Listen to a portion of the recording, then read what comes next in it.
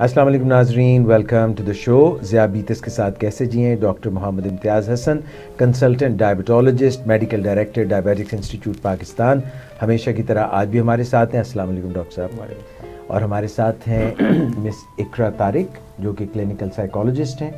और डॉक्टर साहब, आज लाहौर में सर्दी भी काफ़ी ज़्यादा है। कंपैरेटिवली काफ़ी दिनों से इंतज़ार हो रहा था कि सर्दी नहीं आई। दिसंबर के एंड में भी कुछ सर्दी की कमी थी।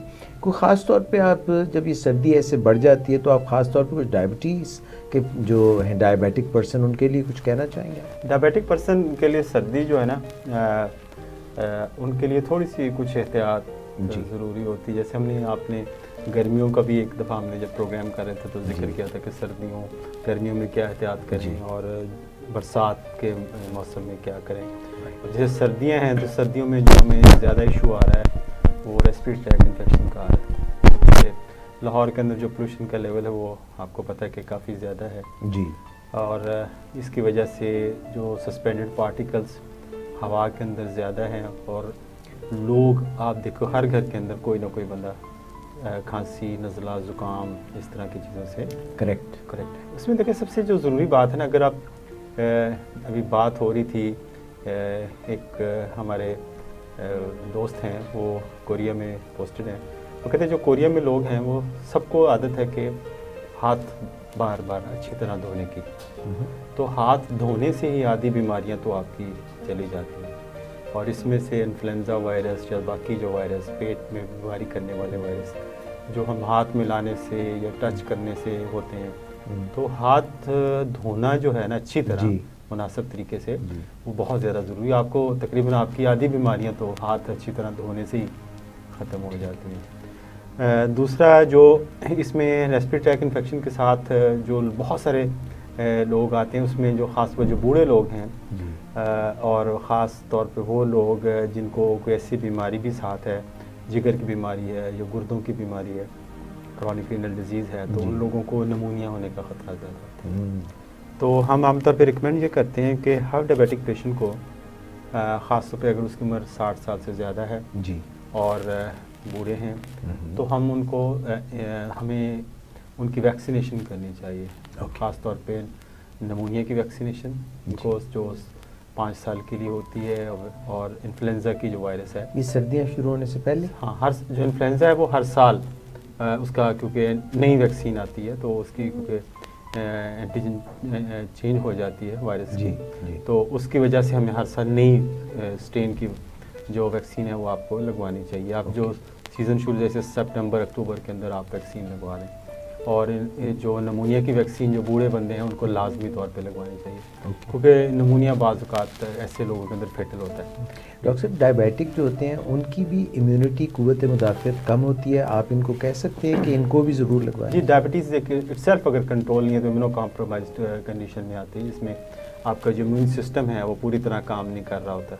तो उसमें जो डायबिटिक पेशेंट खासकर जो बूढ़े हैं और उन लोगों को चाहिए कि अपनी वैक्सीन, अगर डॉक्टर भूल गया है तो वो डॉक्टर को भी याद करा दें कि अपनी वैक्सीन लगवा लें, ताकि नमूनिया एक ऐसी जो प्रॉब्लमेटिक चीज़ होती है, इवन मोर्टेलिटी भी इसकी काफ़ी ज़्यादा ओल्ड एज के अंदर जी, तो ये इनको ख्याल रखें। दूसरा ये है कि कुछ लोग ख़ास तौर पे जैसे आजकल धुंध का सीज़न, लोग कुछ पेशेंट हैं वो अवॉइड करते हैं डेलिब्रेट, शायद वो थोड़ा सा एक उनको बहाना भी मिल जाता है कि जी वॉक नहीं करनी, वो बड़ी धुंध बड़ी होती है डॉक्टर साहब, मैंने धुंध वॉक करनी है, उनको ड्राइविंग तो नहीं करनी तो कहते हैं नहीं हमें कुछ मुश्किलात होती हैं जी, ठंड बड़ी लगती है। तो मैंने कहा हर चीज़ अवेलेबल है, कपड़े अच्छे अवेलेबल हैं, अपने आप को ढाँप के निकलें तो प्रॉपर उसका ख्याल रखें सर्दी से बचने का। लेकिन अगर फिर भी ऐसा कोई इशू है तो फिर आप जब सूरज निकल आए, जब धूप तो थोड़ी सी आ जाए 8-9 बजे के, जब आपके पास वक्त हो तो निकाल लें, शाम को असर के बाद जैसे 4-5 बजे के करीब वो लगा लें,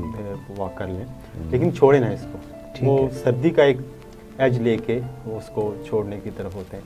ठीक है। और इसके साथ जो थोड़ी सी ना डाइटरी हैबिट्स सर्दियों के हवाले से काफ़ी तब्दील हो जाती हैं, वो आपको पता है, खाजे शाजे हलवे उसमें ख़ास तौर पे जो गाजरों के हलवे चीज़ें और इस तरह की वो दावतें बहुत ज़्यादा होती हैं, गाजर शादियाँ बहुत ज़्यादा तवातर से होती जा रही हैं, तो बहुत सारे पेशेंट हमारे जो उसमें इंडल्ज कर लेते हैं, अपनी डाइटरी जो है उसकी हैबिट्स उनकी चेंज हो जाती हैं।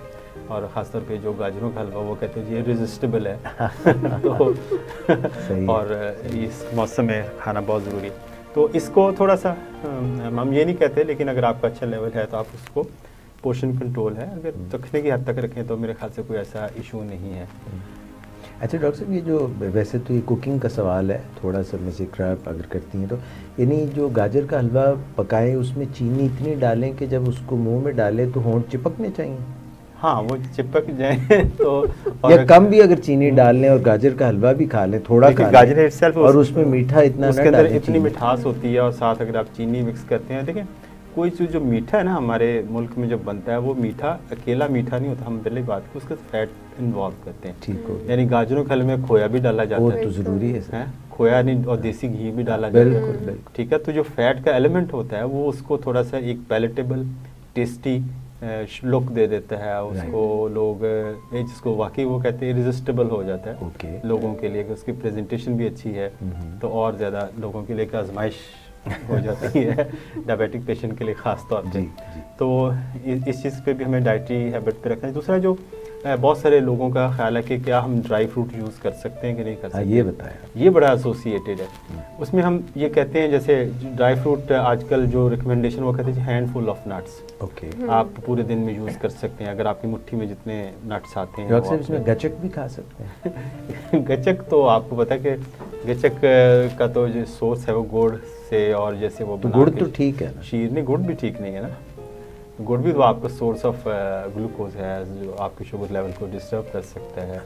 लेकिन जो अगर आप लेना चाहें नट्स के अंदर, वो वॉलनट जैसे अखरोट है, बादाम ले सकते हैं, मूंगफली ले सकते हैं, लेकिन वो लोग ख़ासतौर पे काजू और पिस्ते के साथ आमतौर पे ये नमक के अंदर रोस्ट किए जाते हैं, जो उसकी जो तैयारी होती है। देखिए जो नमक आप ले वो, तो अगर आप हाइपरटेंसिव भी हो, जो यूजुअली पेशेंट ब्लड प्रेशर के मरीज भी होते हैं, पिस्ता ख़ासतौर पे वो नमक के अंदर ही उसको भुना जाता है जो तैयार किया जाता है, उसकी प्रिपरेशन, तो नमक का एलिमेंट उसके अंदर काफ़ी ज़्यादा, तो ये ज़रा एहतियात से लें। बाकी चीज़ें जो हमने अखरोट है, बादाम है, मूंगफली है, ये आप भी ज़रूरत आप ले सकते हैं। ये आपके कोलेस्ट्रॉल्स के लिए भी अच्छी है, वैसे भी आपको यूज़ करना चाहिए, गुड सोर्स ऑफ एनर्जी है और पॉजिटिव अच्छा इम्पैक्ट है बॉडी के अंदर, तो ये यूज़ किया जा सकता है। और जो सर्दी से जो ख़ास तौर पे जो एक्सट्रीम ऑफ एजेस हैं, जैसे बहुत छोटे बच्चे और जो ख़ास तौर पे बूढ़े बंदे, इनको ख़ास तौर पे अपने आप को बचा के रखने की ज़रूरत होती है। अपने जब बाहर निकलें कवर करके सर को, गले को, और अपने प्रॉपर लिबास पहने, और जो अपना वक्त। अच्छा, एक और बड़ा इशू आ रहा है जो हमारे पास मुझे याद है कि लोग जो है कि हीटर का इस्तेमाल क्योंकि बढ़ जाता है, और बहुत सारे पेशेंट होते हैं वो गैस के हीटर के आगे बैठते हैं या बिजली के हीटर, अपने पाँव सेकते हैं, और अक्सर को न्यूरोपैथी होती है और वहाँ पे वो छाला बन जाता है और उनको अननोटिस चला जाता है। तो जब वो सुबह उठ के देखते हैं तो या थोड़ी देर उठ के देखते हैं, जी मेरे तो छाला बन गया हुआ है। तो हीट ब्लिस्टर्स जिसको हम कहते हैं, ये बड़ा आम हो जाता है आजकल के दौर में। तो खुदा न खास्ता जो डायबिटिक पेशेंट अगर उनको ब्लिस्टर पंक्चर कर जाए, इन्फेक्टेड हो जाए, तो डायबिटीज़ का जो वो अल्सर बन सकता है, बन सकता है, इन्फेक्शन हो सकती है। ये ख़ास तौर पे हीट से कोई 10 फुट, अगर हीटर लगा हुआ है जी, तो तकरीबन कोशिश करें कि 10 फुट उससे दूर बैठें, डायरेक्ट अपने पाँव वहाँ पे ना रखें। तो उससे भी काफ़ी जो है हमें मिल सकता है, हमें एज मिल सकता है कि ऐसे लोगों को प्रिवेंट कर सकें डायबिटिक फुट से, क्योंकि जो डायबिटिक पेशेंट है उसकी जो हीलिंग पावर है वो काफ़ी, पता है कि अब आपको अगर कंट्रोल है तो कम होती है, तो ज़ख्म देर से हील होता है। सर सिट्रस फ्रूट के मुतालिक क्या ख्याल है, और धूप में बैठने के मुतालिक क्या? धूप में बैठना चाहिए, बिल्कुल बहुत अच्छा है, एक source good source of vitamin D है। और दूसरा ये है कि सिट्रस फ्रूट यूज़ कर सकते हैं, लेकिन ऐसे ना हो कि आप 2 दर्जन किलो सामने रखें और साथ एक नमक रखा हुआ है और आप खाते जा रहे हैं, बातें करते जा रहे हैं, और जब पता चला तो जी आधी दर्जन तो एक खा गए, आधी दर्जन दूसरे खा गए।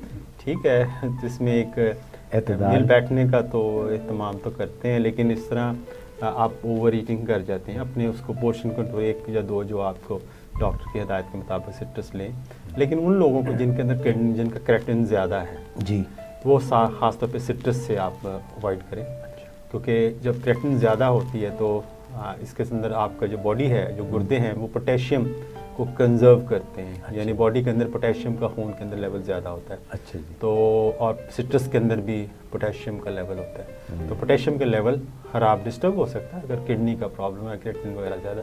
तो ऐसे लोग जिनका क्रेटिनिन नॉर्मल वैल्यू से ज़्यादा है तो इसमें सिट्रस फ्रूट को तो अवॉइड करें और उसके परहेज ही करें तो बेहतर है। डॉक्टर साहब गीज़र जो है उससे गर्म पानी आता है, गर्म पानी से नहाते हैं, उसमें भी कोई हमें एहतियात बरतनी? हाँ, गीज़र को देखें अगर चलाएं तो बहुत तेज़ लोग उसमें करते हैं। बहुत दफ़ा बहुत तेज़ पानी, तेज़ गर्म पानी से भी प्रॉब्लम आती है, ख़ासतौर पे छाले पड़ सकते हैं। लेकिन उससे भी इम्पॉर्टेंट चीज़ है, कुछ लोग कहते हैं कि इंसुलिन का इंजेक्शन लगाया और नहाने चले गए नाश्ता करने से पहले। यानी नाश्ते के बाद आप उन्हें नाश्ता करना, वो कहते हैं टीका लगा लेते, उतने में नहा लेता हूँ, उसके बाद में नाश्ता कर लेंगे, आधा घंटा या 15 मिनट वेट करते हैं तो वो नहाने चले। जब गर्म पानी से नहाते तो आपका जो स्किन की तरफ ब्लड फ्लो वो ज़्यादा हो जाता है जी। तो वहाँ पे इंसुलिन क्योंकि लगाई होती है तो इंसुलिन की अब्जॉर्प्शन बहुत तेज़ी से हो जाती है। तो नहाते हुए हाइपो भी हो सकता है और इंसुलिन का एक्शन बहुत रैपिड हो सकता है। तो कोशिश करें कि नहाने के बाद आप इंसुलिन का इंजेक्शन लगाएं, वो ज़्यादा बेहतर है। डॉक्टर साहब मेरे 2-3 सवालात हैं आपसे।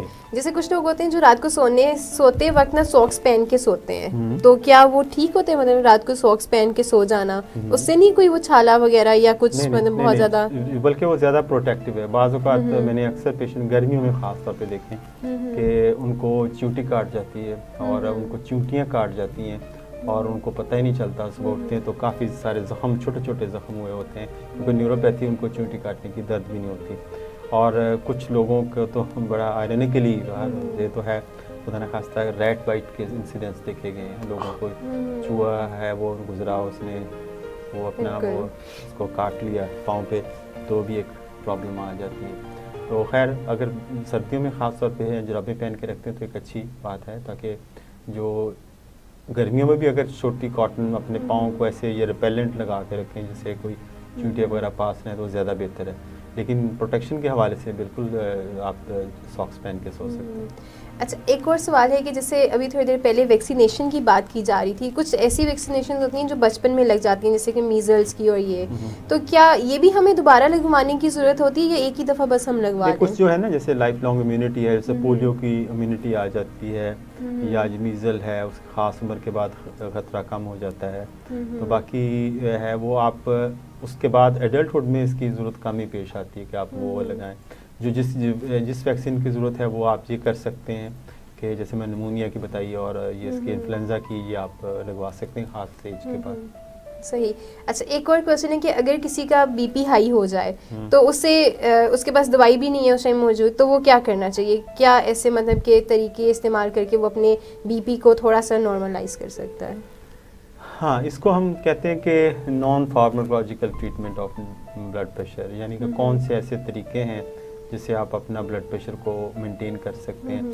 तो इसमें बेसिकली जो हमें जो चीज़ आती है कि अगर एक्यूटली राइज किया तो उसको तो ऑब्वियसली थोड़ा सा रिलैक्स करें अपने आप को, अपने उस सिचुएशन, जिस सिचुएशन में आप खड़े हैं उससे डिटैच कर लें। और अगर जो है थोड़ा सा पानी का इस्तेमाल करें। नींद नहीं है तो कोई ज़्यादा से ज़्यादा आप कर सकते हैं, कोई पुरसुकून आवर दवा लेके आप लेट सकते हैं, थोड़ा ब्लड प्रेशर चेक किया जा सकता है। लेकिन कुछ लोग जो अभी लेकिन अगर आप ब्लड प्रेशर को मुस्तकिल तौर पे ट्रीट करना चाहते हैं तो सिट्रस फ्रूट का इस्तेमाल बेहतर है।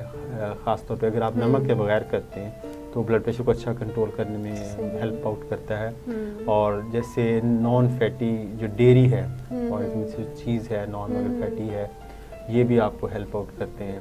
तो इससे और नमक का इस्तेमाल कम कर दें। लोग जो अल्कोहल लेते हैं वो ना यूज़ करें, स्मोकिंग को तर्क करें, उससे काफ़ी जो ब्लड प्रेशर की आपकी जो कंट्रोल में आ सकता है। तो डॉक्टर साहब कुछ लोग कहते हैं हमारा ब्लड प्रेशर लो हो गया, तो वो क्या करें? ब्लड प्रेशर लो एक ऐसी बड़ी कॉमन बीमारी है। और एक और इसमें जो आपकी बात को कि लोग कहते जी मैं पूछता हूँ आपको ब्लड प्रेशर है, तो उनकी जो पेशेंट जो होते हैं उनकी वाइफ या जिसका ब्लड प्रेशर बड़े हाइपर हैं, ये हाँ ये बड़े हाइपर हैं, उनका ब्लड प्रेशर शूट करते हैं, उनको हर वक्त गुस्सा रहता है। वो गुस्से को ब्लड प्रेशर के साथ एट्रीब्यूट कर रहे होते हैं। किसी बंदे को गुस्सा आना ये ब्लड प्रेशर की अलामत है। हालांकि ऐसी बात नहीं है, गुस्सा नॉर्मल बंदे को भी आ सकता है जिसको ब्लड प्रेशर नहीं है। और लेकिन हो सकता है उनका जो उनका मुराद हो कि ऐसे लोग जो टाइप ए पर्सनैलिटी के जो लोग हैं उनको ज़ाहिर ऑब्वियसली उनके अंदर हाइपरटेंशन ज़्यादा स्ट्रेस में होते हैं। लेकिन गुस्सा आना सेल्फ किसी इस चीज़ की निशानी ने कि उनका ब्लड प्रेशर शूट किया हुआ है। तो लो ब्लड प्रेशर औरतों के अंदर वो कहती मेरा तो ब्लड प्रेशर लो हो गया, और मैं देखिए जो लो ब्लड प्रेशर सेल्फ कोई ऐसी बीमारी नहीं है, इसमें साइकोलॉजिकल एस्पेक्ट काफ़ी ज़्यादा है जी। ख़ासतौर पे जो यंग ख़वातीन हैं जो स्कूल जो कॉलेज में जाती हैं, उनकी अक्सरियत है वो दुबली पतली, नाश्ता किए नहीं जाना, उनको थोड़ा सा उनको ब्लड प्रेशर आप चेक करें तो 80/50, ऊपर वाला 80 नीचे वाला 50, हालांकि उनको वो नॉर्मल स्ट्रक्चर के हिसाब से होता है। नाश्ता नहीं किया होता है, कमज़ोरी हो रही है, वो उसको हाइपो समझ रहे होते हैं शायद मेरा ब्लड प्रेशर लो हो गया। जो ब्लड प्रेशर ट्रू सेंस में ये है कि आप किसी बंदे को वॉमिटिंग हो रही है, डायरिया है, गैस्ट्रोएंटेराइटिस है, पानी लॉस हो गया या खून निकल गया किसी एक्सीडेंट में अंदर, या उसके हार्ट ने काम करना बंद, ये लो ब्लड प्रेशर कार्डियोजेनिक है, हाइपोवोलेमिक शॉक है, तो ये ट्रू लो ब्लड प्रेशर ये है। तो ये छोटा मोटा है लो ब्लड प्रेशर, ये लो ब्लड प्रेशर नहीं होता है। लोग इसको अपनी थकावट को, नींद पूरी नहीं हुई होती, चक्कर से आ रहे हो, इसको लो ब्लड प्रेशर की तरफ कर देते हैं, कमज़ोरी जी हो रही है। ख़ासतौर पर फीमेल के अंदर एनीमिया बड़ा कॉमन होता है, तो एनीमिया को वो बेसिकली एट्रीब्यूट कर रहे होते हैं ये शायद मेरा लो ब्लड प्रेशर है। Very right. उसको दे शुड गो एंड सी के ब्लड लॉस जो है पीरियड्स में तो नहीं हो रहा इतना, ये सारी चीज़ें होनी चाहिए। डॉक्टर साहब हमारे पास कुछ सवाल भी हैं बॉक्स में, उनको भी प्रोग्राम में हम शामिल करते हैं, और मैं सिकरा जो है वो आपके लिए पिछले हफ्ते के कुछ सवालात जो हमें आए थे कमेंट्स में वो भी हैं।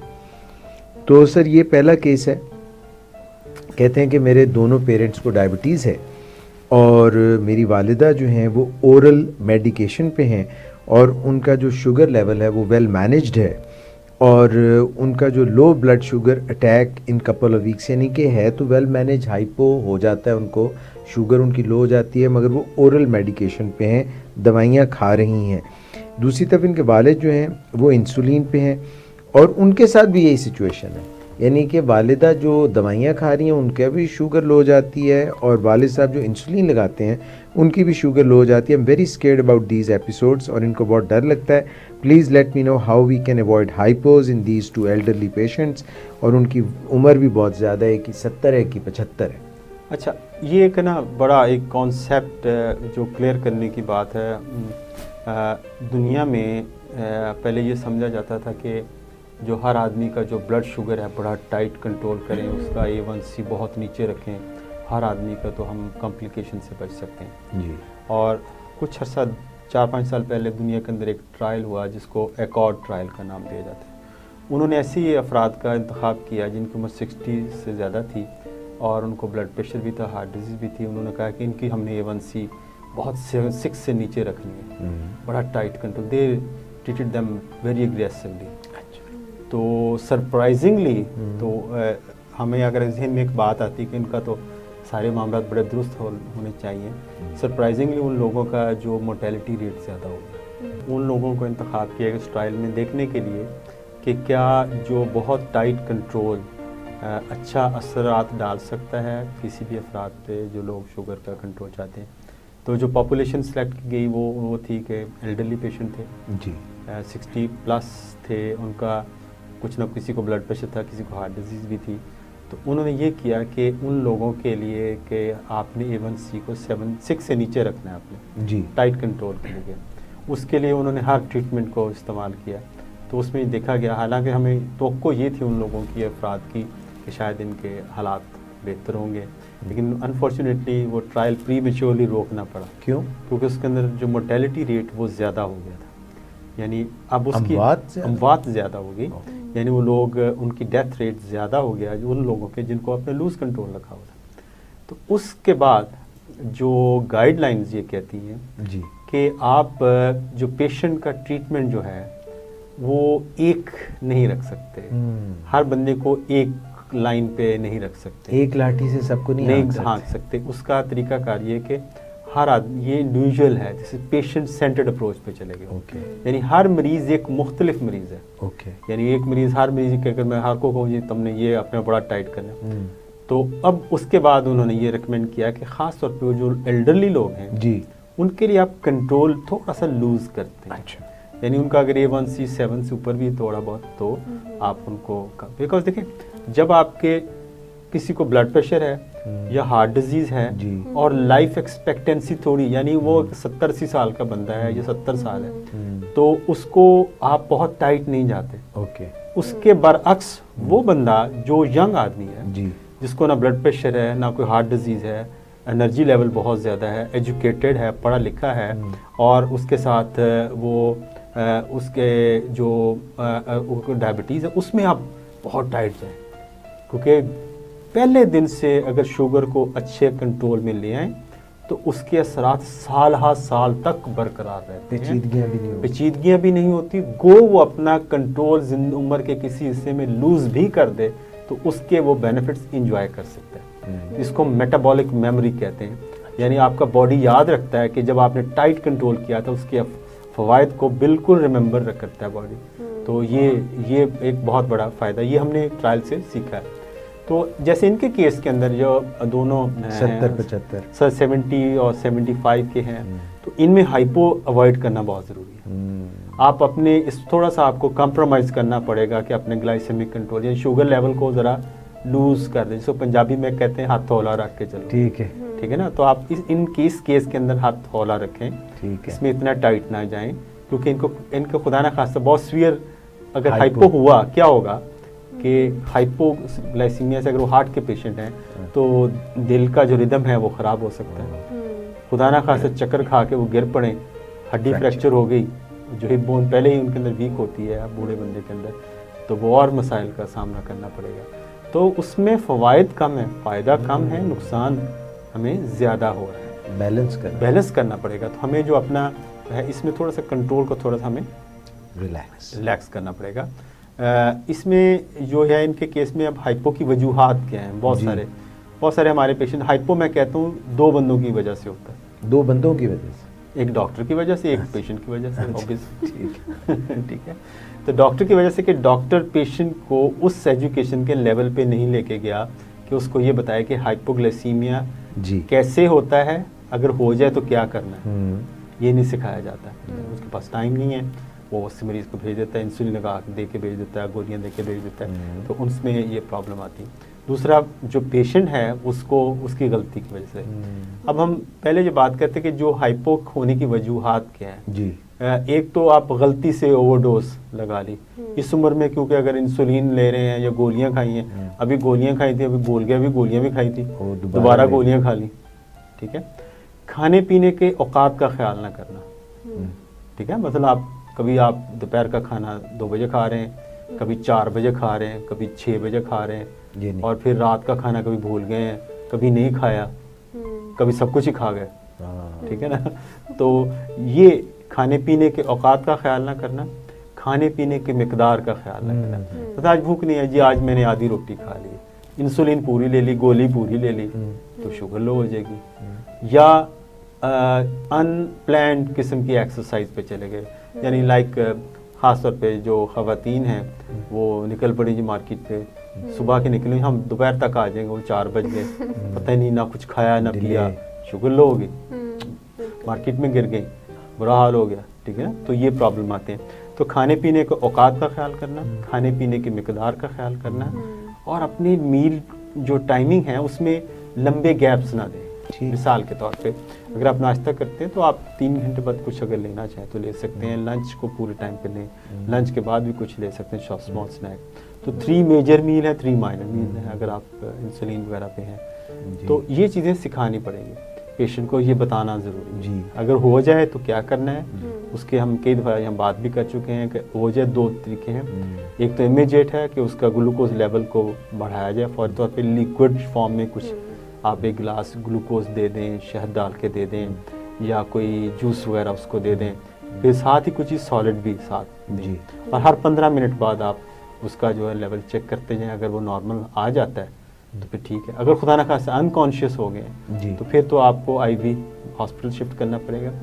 लेकिन हॉस्पिटल शिफ्टिंग के दौरान उसको फर्स्ट एड भी दी जा सकती है। फर्स्ट एड यहाँ तो अवेलेबल नहीं है, जैसे ग्लूकागॉन इंजेक्शन है पाकिस्तान के अंदर अनफॉर्चुनेटली अवेलेबल नहीं है, ना कोई लेके आया अभी तक किसी कंपनी ने। ये लाइफ सेविंग ड्रग है को जो इमीडिएटली इंजेक्ट करने से वो आप कोई भी बंदा घर में इंट्रामस्कुलर लगा सकता है, तो उससे ग्लूकोज हाइपोग्लाइसीमिया से बच सकता है। अच्छा, तो अगर वो नहीं है तो जैसे अगर कोई अगर आपके पास शुगर क्यूब होती है, जैसे चीनी की वो क्यूब्स होती हैं आपको मिलती हैं बाज़ार में, चाय में लोग डालते हैं, उसको पकड़ के गाल और ये जबड़े के दरमियान वाली जगह पे रख लें, पेशेंट को बैठा दें, पेशेंट अगर अनकॉन्शियस भी है। अच्छा, या शहद का थोड़ा सा 1 चम्मच भर के यहाँ रखते हैं, तो इससे भी जो ग्लूकोज लेवल है वो जैम भी रख सकते हैं, या ग्लैक्सो डी जैसे मिलता है बाजार में, तो उसका एक थोड़ा सा 1 चम्मच भर के यहाँ पे रखने थे। तो लेकिन पेशेंट को सोचें अपराइट पोजीशन में रहे, यानी वो लिटाए ना उसको, ताकि वो हलक से जाते हुए सांस की नाली में ना चला जाए। तो इस तरह भी आपने इसको लेके चलना। तो लेकिन एक्सट्रीम केसेस के अंदर आपको आईवी ग्लूकोज देना पड़ेगा इमरजेंसी के अंदर, लेकिन इसमें जो रिस्पॉन्स है बड़ा मिरेकुलस होता है, यानी पेशेंट फ़ौरन आंखें खोल देता है, ऐसे उसके साथ नई ज़िंदगी मिल गई। तो क्योंकि ब्रेन का निसार सारा ग्लूकोज पे होता है। ठीक, तो इसको हमें इनके बड़ा ख्याल रखने की ज़रूरत है, इनकी दवाइयों को मैनेज करने की ज़रूरत है जी। ख़ास तौर पे जो इंसुलिन की डोज को मैनेज करें जी। और इसमें अगर वो ओरल ले रहे हैं, ओरल में जो सल्फोनाइल यूरिया है, जैसे दवाइयाँ मुख्तलिफ़ किस्म की जो सल्फोनाइल यूरिया है डॉक्टर बताएंगे, उसकी मकदार में कमी करने की ज़रूरत है।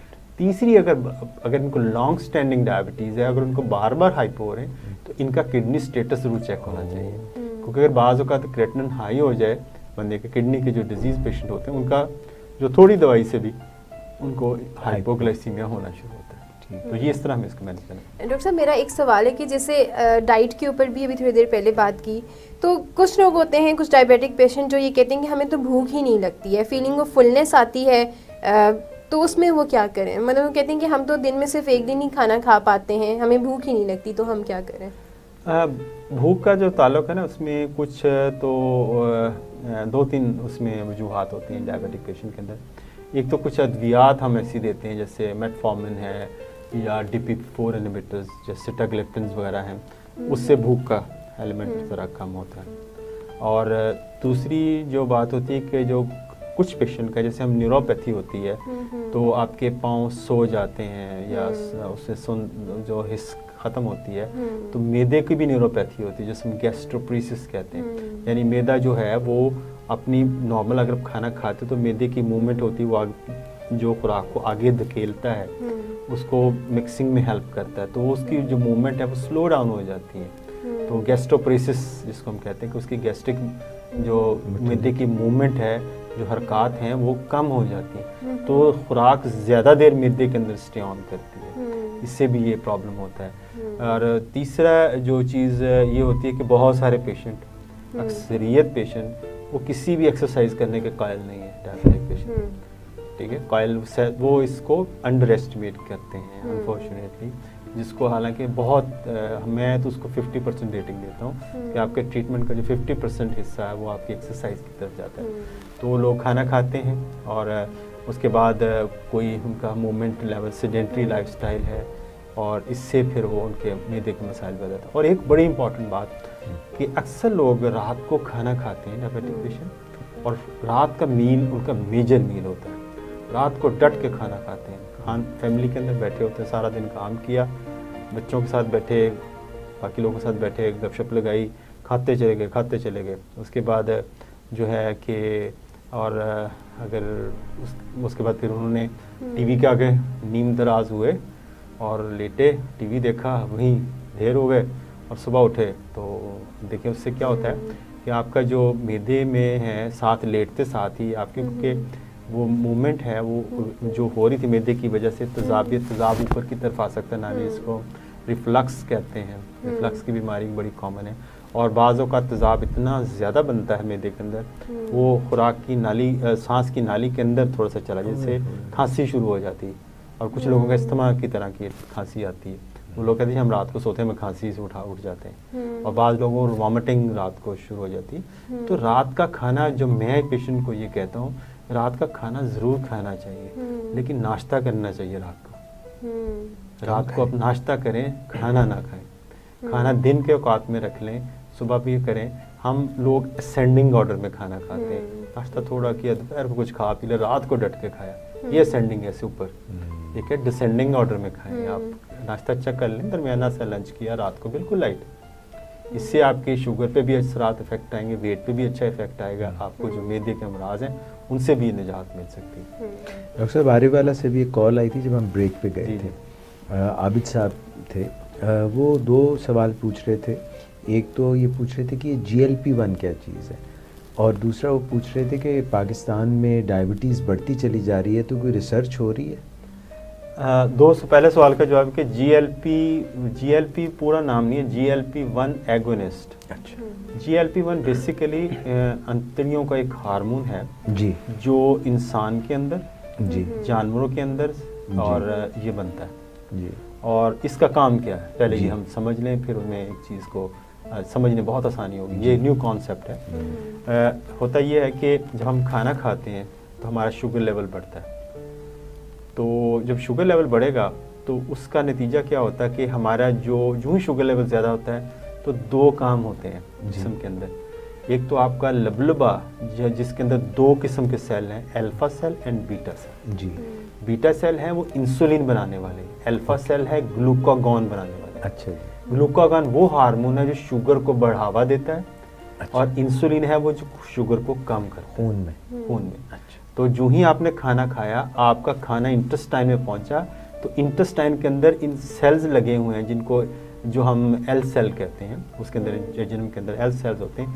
एल सेल्स क्या करते हैं, एक हार्मोन बनाते हैं जो इंक्रेटिन जिसको कहा जाता है। वो फौरी तौर पे इंसुलिन के सिक्रीशन को तो बढ़ा देते हैं। बीटा सेल को कहते हैं इंसुलिन बनाओ, और ग्लूकागॉन कहते हो कि वो तो खाना खा, अब इसको ग्लूकोज की जरूरत नहीं है, तुम उसको स्प्रेस कर देते हैं। यानी अल्फा सेल को दबा देते हैं, बीटा सेल को बढ़ावा देते हैं ताकि ज़्यादा इंसुलिन बने, कम ग्लूकागॉन बने। अच्छा। तो ये नॉर्मल रिस्पॉन्स है इंक्रेटिन का। अब जो डायबिटिक पेशेंट होते हैं ये रिस्पॉन्स स्लो डाउन, डैम्प कर जाता है, यानी उनमें ये इतना अच्छा रिस्पॉन्स नहीं आता। यानी उन लोगों के अंदर इंसुलिन कम बनती है, ग्लूकागॉन ज़्यादा बन रहा होता है, तो इस वजह से उनकी शुगर लेवल हाई होती है। तो कुछ अद्वियात ऐसी आजकल दुनिया के अंदर हैं जिनको GLP-1 एगोनिस्ट कहते हैं। एगोनिस्ट होती है जो उससे मिलती जुलती हो, यानी उसका सिमिलर एक्शन हो। तो वो GLP-1 इंजेक्टेबल फॉर्म में अवेलेबल है, जैसे लिराग्लुटाइड पाकिस्तान के अंदर अवेलेबल है, यूज़ भी किया जाता है। तो जब उसको देते हैं तो उससे 2 फायदे होते हैं, एक इंसुलिन आपकी बनती है अंदर, दूसरा आपका ग्लूकागॉन सप्रेस होता है, आपका भूख का जो सेंटर है जिससे आपको सेटिस्फेक्शन होती है वो ज़रा कदरे बेहतर हो जाता है, आपको थोड़ी खुराक से सेटिस्फेक्शन मिलती है। तो क्या इफेक्ट होगा, शुगर कंट्रोल हो जाएगी, ग्लूकोज नहीं बढ़ेगा, खाने के बाद जो शुगर बढ़ती है वो नहीं बढ़ेगी, और दूसरा कि आपको भूख कम लगेगी। इससे वेट लॉस का एलिमेंट काफ़ी जो हमें प्रोमिनेंट मिलता है, यानी 5-6 kg 1 महीने के अंदर ये लूज़ होता है। तो और इसके अलावा जैसे लिराग्लुटाइड है जो पाकिस्तान में अवेलेबल, इसके हार्ट पे बड़े अच्छे इफेक्ट के हैं कि लोग जो ये यूज़ करते थे, ये दवाई यूज़ करते हैं, उनको हार्ट डिजीज़ के अंदर अच्छा इफेक्ट मिले जी। तो ये एक बहुत बड़ी इन्वेंशन है और दुनिया के अंदर जो है इसका बहुत ज़्यादा इसी किस्म की अद्वियात का जिक्र और चर्चा है। दूसरा है कि पाकिस्तान के अंदर डायबिटीज़ बढ़ रही है जी। क्या इस पे रिसर्च हो रही है? तो जो बढ़ रही है हमें इसी रिसर्च से ही पता चला कि पाकिस्तान के अंदर बहुत बढ़ रही है। अच्छा, ठीक है। तो पाकिस्तान के अंदर उन मुल्कों में शामिल है टॉप 10 कंट्रीज़ के अंदर जहाँ डायबिटीज़ बड़ी तेज़ी से बढ़ी। इसकी वजूहात हमने बहुत सारे प्रोग्राम में बात कर चुके हैं। हमारा लाइफस्टाइल है, खाने पीने की आदतें हैं, जेनेटिक्स है हमारी, तो वो उसके ज़िम्मेदार हैं। तो अब क्योंकि इसमें थोड़ी सी कंट्रोवर्शियल रिपोर्ट है कि एक इदारे का ख्याल है कि बकाई वालों का कि पाकिस्तान के जो शुगर की शरह वो 26% है जी। लेकिन एक और रिसर्चर का ख्याल है कि 26 तो नहीं है, 16% से थोड़ी सी ज़्यादा है, दोनों तो, ज़्यादा है। हाँ, तो थोड़ा सा डेफिनेटली कुछ अर्सा पहले ये सिर्फ 11% थी, तो अब ये 16% भी अगर मान लिया जाए, जो लो फिगर को भी मान लिया तो ये बहुत बड़ा फिगर है जी। यानी आपकी 5वें बंदे को, 6ठे बंदे को आपका शुगर है। तो एक लेकिन हमारे रिसोर्सेज लेवल के नहीं है। हम प्रिवेंशन पे बात नहीं करते, हम कहते हैं जी हम इलाज करेंगे, हम ब्लाइंडनेस से मुकाबला करने के सेंटर खोलेंगे जहाँ ब्लाइंडनेस का इलाज होगा। हम गुर्दों की जो डायलिसिस मशीनें ज़्यादा लगाएंगे ताकि ज़्यादा से ज़्यादा लोगों का डायलिसिस हो। हम हार्ट के सेंटर बहुत सारे खोलेंगे ताकि हार्ट अटैक हो फटाफट इलाज हो। तो क्या ये है, हमें प्राइमरी प्रिवेंशन पे बात करने की ज़रूरत है। प्राइमरी प्रिवेंशन का ये है सेकेंडरी प्रिवेंशन। आप बीमारी को होने के बाद कुछ आप उसका इक़दाम सब कुछ लुटा के होश में आते हैं। प्राइमरी प्रिवेंशन होती है कि बीमारी को होने से पहले रोक दिया जाए, प्रिवेंशन की जाए इसकी। ठीक है, ये बिल्कुल इसी तरह किसी को डेंगू फीवर हो गया, ये इलाज करना और आइंदा के लिए बचाना, ये सेकेंडरी प्रिवेंशन है। अगर बाकी घर वालों को बचाना, पूरी कम्युनिटी को बचाना, ये प्राइमरी प्रिवेंशन है, जिसमें आप पानी के बारे में जो इंस्ट्रक्शन है। तो जितनी लेवल की जो हमने मुहिम चलाई है, बड़ी कामयाबी से गवर्नमेंट ऑफ पंजाब ने भी चलाई है, उसके जो भी है, लेकिन उसी को मॉडल बना के अगर हम डायबिटीज़ के हवाले से किया जाए तो हमें शायद ये सेंटर बनाने की ज़रूरत पेश ना है। हम बनाना शुरू कर रहे हैं, देखें ना। इसी तरह हर बीमारी को आप प्राइमरी लेवल पे आप उसको पकड़ सकते हैं, यानी उसको जड़ से ही पकड़ लिए, शुरू से उसको होने से पहले। तो यहाँ हमारे माशरे में प्रिवेंशन पे काम ज़्यादा करने की ज़रूरत है, ज़्यादा इन्वेस्टमेंट प्रिवेंशन पे होनी चाहिए, ना कि हम बीमारियों को इलाज के। बिल्कुल ठीक है। नाजरीन, अगर आप फ़ोन करना चाहें तो कर सकते हैं, एक कॉल हम लेंगे। डॉक्टर साहब, GLP-1 कौन कौन लोग इस्तेमाल कर सकते हैं? GLP-1 हम आमतौर पे जो जिस पेशेंट एगोनिस्ट जिनको हम देते हैं, ख़ासतौर पे जो लोग मोटापे का शिकार है और उनका खाने के बाद शुगर बढ़ता है, और अगर हम फॉर एग्ज़ाम्पल ऐसी अद्वियात देते हैं सल्फोनेल, उनका वज़न और बढ़ सकता है, या इंसुलिन दे देना चाह रहे हैं तो उनसे भी वज़न बढ़ता है।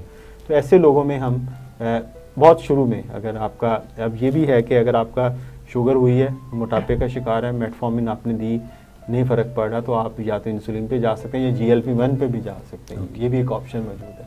लेकिन इसमें एक बात एक ही है, इलाज थोड़ा सा महंगा है, लेकिन जो लोग अफोर्ड कर सकते हैं जी, तो मेरे ख्याल से वो उसका फ़ायदा उठा सकते हैं। बिल्कुल ठीक है। ये कॉल है डॉक्टर साहब। अस्सलाम वालेकुम।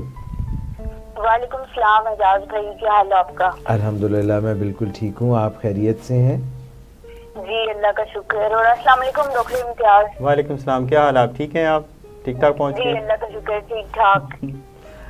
और मेरा क्वेश्चन आज आप लोगों से था, एक जो कि डायबिटीज से रिलेटेड तो इतना ज्यादा नहीं है, लेकिन मेडिसिन की फील्ड से रिलेटेड है। जी जी, पूछिए। वो ये था कि एक पेशेंट है, एक बच्चा 14 इयर्स एज का, जो कि आज मेरे पास रेफर हुआ था। रीनल फेलियर है उसका और वो बच्चा डायलिसिस पे है। और मैंने जब उसकी हिस्ट्री ली तो ना तो वो बच्चा डायबिटिक है, ना वो हाइपरटेंसिव है। तो क्या ऐसा हो सकता है कि अचानक ही रीनल फेलियर हो जाए बगैर किसी सिग्निफिकेंट कॉज के? एक तो ये बात मैंने पता करनी थी आप लोगों से। और वो प्रोलॉन्ग हॉस्पिटल स्टे की वजह से काफी ज्यादा अपसेट है वो बच्चा, और मेरे पास उन्होंने रेफर किया था उसको सपोर्टिव काउंसलिंग के लिए जी। तो मैंने इसलिए उसको देखा था, ठीक हो गया। और दूसरा ये कि प्रोग्राम आप लोगों का आज वाला भी बहुत अच्छा है, और लास्ट वीक जो आप लोगों का प्रोग्राम था वो तो बहुत ही हिट था, जिसमें कि पेशेंट्स को आप लोग लेके आए थे और उनको फेस टू फेस आप लोगों के साथ इंटरेक्ट करने का मौका मिला था प्रोग्राम में। जी, वो हमारे मॉडल डायबिटिक्स थे, आप जल्दी चली गई, वरना डॉक्टर इम्तियाज हसन ने तो आपको भी दावत दी थी कि आप भी शिरकत करें। मैं जरूर आती उसमें, लेकिन बस वो कुछ मजबूरी थी जिसकी वजह से मुझे वापस आना पड़ा पिंडी। कोई जरूरी तो नहीं कि कोई डायबिटिक हो तो शिरकत करे, वो एक अच्छा आप अवेयरनेस लोगों में जब आपको एक मालूमात मिलती हैं तो आप दूसरों की भी वो मालूमात दे सकते हैं। बिल्कुल, और मैं आप लोगों के प्रोग्राम से जो डायबिटीज के बारे में लर्न करती हूँ, ये फिर आगे अपने पेशेंट्स को और जो भी डायबिटिक्स मुझे मिलते हैं उनको मैं कन्वे करती रहती हूँ पॉइंट्स आप लोगों के। बहुत और शुक्रिया। जो आज आप लोगों के प्रोग्राम की ओपनिंग थी ना, जो आप लोग इसमें डिस्कस कर रहे थे, ये पोल्यूशन और उसमें जो ये सर्दी, जितने भी रिस्पिरेटरी ट्रैक्ट इन्फेक्शन की बातें सारी कर रहे थे आप लोग, ये भी बहुत रेलेवेंट थी सारी बातें। और मैं उसमें यही आज लिख रही थी कमेंट्स में कि मेरी एक फ्रेंड जो कि खुद पल्मोनोलॉजिस्ट है, वो आज मेरे पास आई हुई थी और खांस के उनकी अपनी हालत बुरी हुई थी। ओहो बहुत शुक्रिया फरिया आपका। जी, डॉक्टर्स की भी बख्शिश नहीं होती। डॉक्टर्स जो है ना वो सबसे ज्यादा करीब होते हैं उन मरीजों के जिनको मुख्तलिफ प्रॉब्लम्स होती हैं, और डॉक्टर भी इंसान ही होते हैं, तो वो कई दफा ये होता है कि they are at the brunt of the disease. बिल्कुल, नो डाउट, ये तो है। तो प्रोग्राम आप लोगों का बहुत अच्छा जा रहा है, कीप इट अप। और मैं देखती हूँ अब जाके फेसबुक पे। थैंक यू, जज़ाकल्लाह, थैंक यू फॉर कॉलिंग, अल्लाह हाफिज़, हैव अ गुड इवनिंग। जी सर, आपसे अभी ये जो अगरचे टोटली डायबिटीज़ का तो नहीं है सवाल, मगर ये जो एक बच्चा है 14 साल का है और वो उसको डायबिटीज़ भी नहीं है, हाइपरटेंशन भी नहीं है, मगर रीनल फेलियर हो गया। जैसे फरी साहिबा बात कर रही थी, ये वैसे जो है कि कन्वे भी करती हैं, ये चिराग से चिराग जलाने वाली बात है, तो ज़ाहिर अल्लाह ताला इनको इसकी जज़ा दे, आमीन। इसमें जो चीज़ है कि इसमें बहुत सारे लोग समझते हैं कि शायद डायबिटीज़ ही रीनल फेलियर की बहुत बड़ी काज है। डेफिनेटली बहुत बड़ी काज है। अच्छा, लेकिन डायबिटीज़ से रिलेटेड भी ब्लड प्रेशर जिन लोगों का हाई हो, हाइपरटेंसिव नेफ्रोपैथी इटसेल्फ एक एंटिटी है जी, जिस लोगों को, लेकिन बच्चों में आमतौर पे जो होती है वो ग्लोमेरुलोनेफ्राइटिस, यानी नेफ्राइटिस, यानी कुछ ऐसी वजूहात की वजह से इन लोगों के नेफ्रॉन्स, जो छोटी छोटी नन्ही नन्ही फैक्ट्रियाँ हैं फिल्टर करने की ब्लड को, वो डैमेज हो जाती हैं जी, जिसमें बहुत सारे अवामिल हैं। उसमें आप ये कहना बड़ा मुश्किल है कि उसकी क्या, कुछ लोगों में मिलती है, वजह भी मिलती है, कुछ भी नहीं मिलती जी। तो ग्लोमेरुलोनेफ्राइटिस इन बच्चों में ज़्यादा कॉमन है, इनको जी। बचपन में हुआ, वो Aahista Aahista renal function deteriorate हो गए, तो इस वजह से ये वो रीनल फेलियर का शिकार है। तो ये उसकी वजूहत है, डायबिटीज़ के ज़रूरी होना ज़रूरी नहीं है। राइट।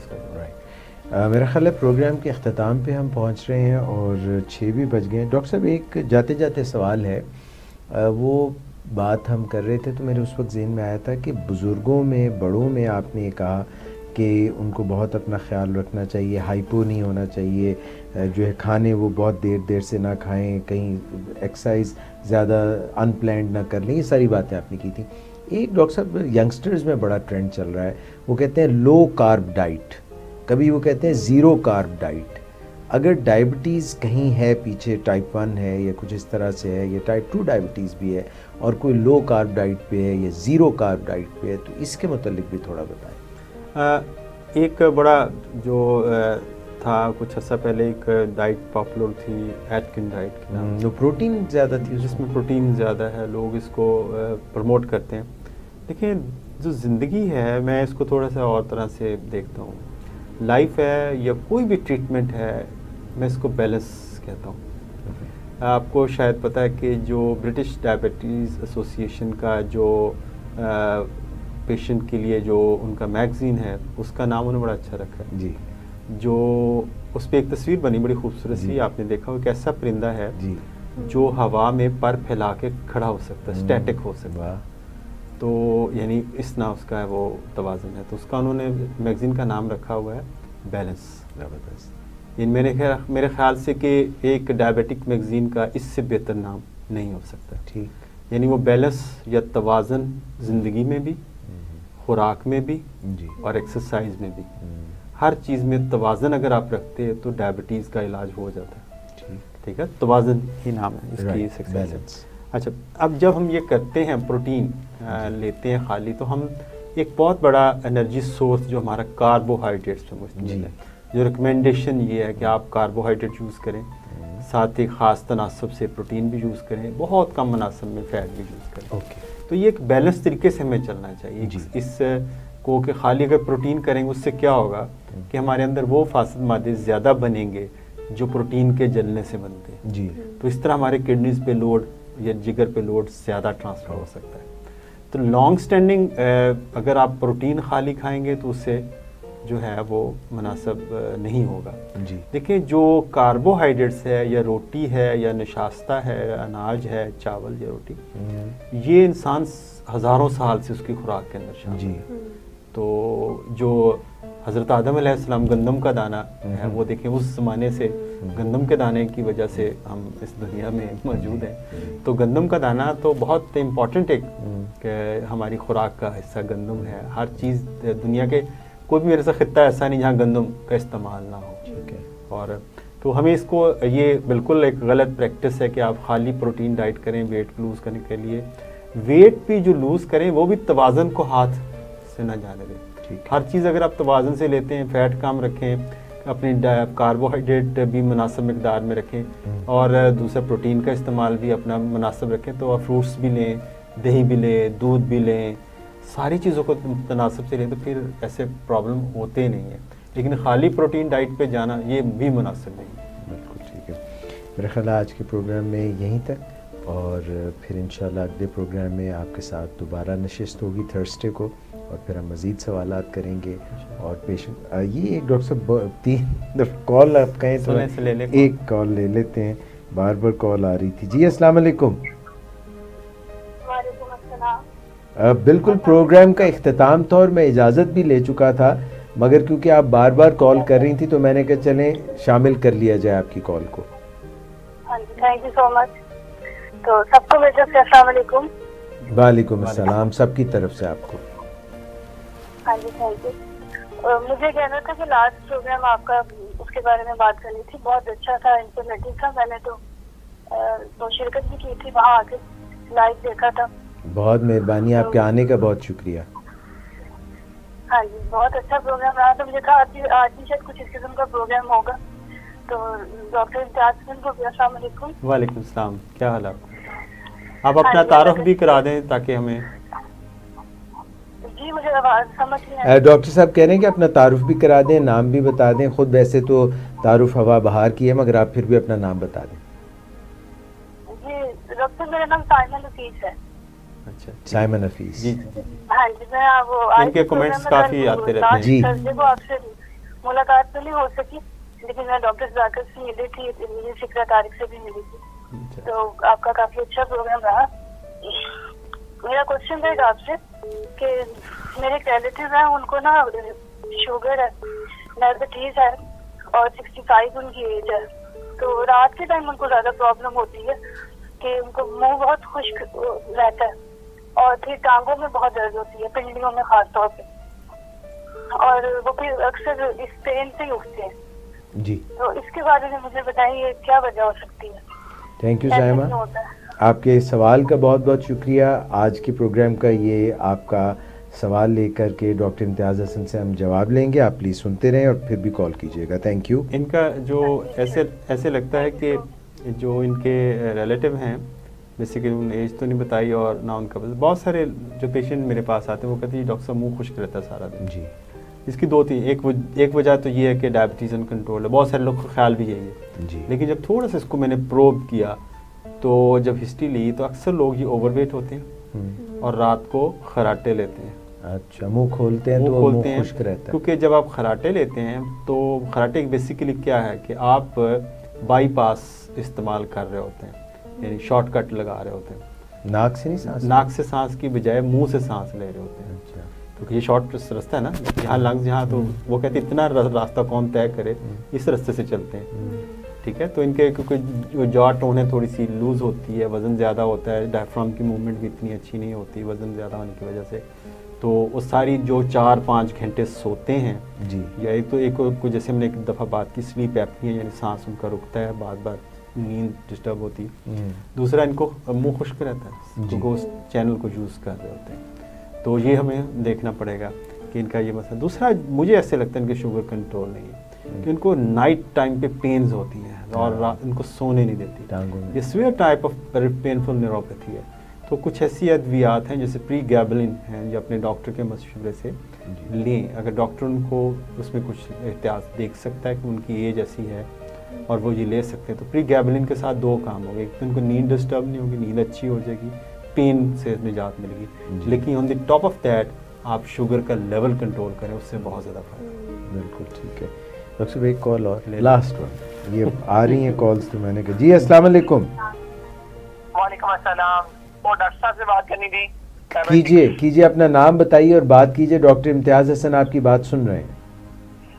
मैं सादत खान बात कर रहा हूँ। वो मेरी एज 31 है। तो डायबिटिक्स के बारे में मैं बात करना चाह रहा था कि मेरी फास्टिंग 175 है और रैंडम मेरी 297 आई है। जी, अब दवाई लेते हैं। तो मैं पूछना ये चाह रहा हूँ कि ये टाइप 1 है या टाइप 2 में है। कितने साल से आपको डायग्नोज हुई? ये अभी मुझे डायग्नोज हुई है सर। और वजन ज्यादा तो नहीं आपका? आपका वजन कितना है? वजन मेरा बिल्कुल यानी कि कम हुआ है भाई, तकरीबन 3 kg कम हुआ है वजन मेरा। वजन है वजन कितना मेरा। आपका, था कितना और अब कितना है? अब मेरा 70 है, पहले मेरा था तकरीबन 74 वेट था, अब मेरा 70 रह गया पिछले 1.5 माह से। हाइट कितनी है जब आपकी? से मुझे डायग्नोज हुई है। आपकी हाइट कद कितना है? हाइट मेरी तकरीबन 6 फुट है सर। ठीक है, कम है वजन, ठीक सर हो मैं गया। असल में कंफ्यूज ये हूँ कि ये टाइप 1 है या टाइप 2 है, ये डिसाइड नहीं मैं कर पा रहा। ठीक हो गया, ठीक हो गया। जी। ठीक है, जितना आपने डाटा दिया है, जितनी आपने बात बताई है, तो अब आप डॉक्टर इम्तियाज़ हसन इसका आपको देते हैं जवाब, और आप ये सुनिए और इसके तनाजुर में फिर आगे बढ़िएगा जैसे भी आप मुनासिब समझे। चलिए ठीक है सर, ठीक। थैंक यू ठीक, सादत। थैंक- और आपने सादत से फिर सादतमंदी से बात पे अमल भी करना है। जी सर, जी जी जी, मैं फॉलो करूंगा। आपका प्रोग्राम बहुत अच्छा है और मैं पिछले 1.5 माह से कंटिन्यू प्रोग्राम सुन रहा हूँ और बहुत इंफॉर्मेशन मिलती है इसमें ना। लवली, ये आप ही के लिए हैं। Thank you, thank you sir, thank you, you are so nice. जज़ाकल्लाह। अच्छा, बाज़ औक़ात है ना, इसमें कन्फ्यूजन हमें होती है कि हम टाइप 1 में प्लेस करें या टाइप 2 के अंदर प्लेस करें। थोड़ी सी अगर हम अगर तो फैमिली हिस्ट्री है, ये क्योंकि 31 एज है, तो 30 age is cut off point कि 30 के बाद जो होगी हम टाइप 2 में कंसिडर करते हैं। और टाइप 1 बाज़ औक़ात हमें प्रॉब्लम, इसमें 2-3 चीज़ें हैं जी। शुगर लेवल जैसे 171 है और 200 के पोस्ट प्रेंडियल, जी। ये टाइप 1 की तरफ इतना फेवर नहीं कर रहा, टाइप 2 की तरफ ज़्यादा फेवर कर रहा है। क्योंकि टाइप 2 के अंदर जो होता है वो लेवल्स 200 प्लस फास्टिंग में, तो 400 ये इस तरह होते हैं। और अगर इनका यूरिन टेस्ट किया जाए उसमें कीटोन्स नहीं है, कीटोन्स हैं तो टाइप 1 है, कीटोन्स नहीं तो मोस्ट लाइकली टाइप 2 में भी आ जाते हैं कीटोन्स एक्सट्रीम लेवल। और जिससे भी अगर जो ऊपर है, हम एक इंसुलिन लेवल चेक कर सकते हैं। इनका इंसुलिन लेवल ब्लड में चेक किया जाए, या जिसको सी पेप्टाइड लेवल एक होता है, वो आप किसी लैब से चेक कर सकते हैं, जिससे अंदाज़ा हो जाएगा कि अंदर इनकी इंसुलिन लेवल कुछ ना कुछ बना रहा है या बिल्कुल नहीं बना रहा। अच्छा जी, ये दोनों चीज़ें हम चेक की जा सकती हैं। तो लेकिन इनके जो नज़दीक कोई जो डॉक्टर हैं जिससे वो बात करते हैं, वो इनको इस सिलसिले टेस्ट में गए, लेकिन इनको डायग्नोज करना ज़रूरी। बाज़ औक़ात अगर डायग्नोज ना भी हो जी, डॉक्टर ये कहते हैं कि उसको टाइप 2 के तौर पे लेते हैं। अच्छा, क्योंकि एक चीज़ कॉमन ज़्यादा ना, जैसे अगर हमारे यानी बाहर जो सड़क है उसमें टापों की आवाज़ आए तो हम ये नहीं कहेंगे बाहर ज़ीब्रा दौड़ रहे हैं, हम कहें घोड़े दौड़ रहे हैं, ठीक है ना। Very well sir, very well sir. तो हम तो टाइप 2 जो है वो ज़्यादा कॉमन है, तो will start with the treatment of type 2। उसका देखें, ओरल से रिस्पॉन्स देखेंगे, नहीं मिला तो हम इंसुलिन पर स्विच कर देंगे। वेरी, ठीक है, तो ये 2-3 तरीके हैं जैसे हम चलेंगे। Doctor Imtiaz Hasan, thank you very much for your time. Miss Iqra, इजाज़त ले लें, आपका भी बहुत शुक्रिया। नाज़रीन, इसके साथ ही आज के प्रोग्राम से इजाज़त दीजिए। इंशाल्लाह नेक्स्ट थर्सडे को आपसे मुलाकात होगी। अपना बहुत ख्याल रखिएगा और दुआ में याद रखिएगा। अल्लाह हाफ़िज़।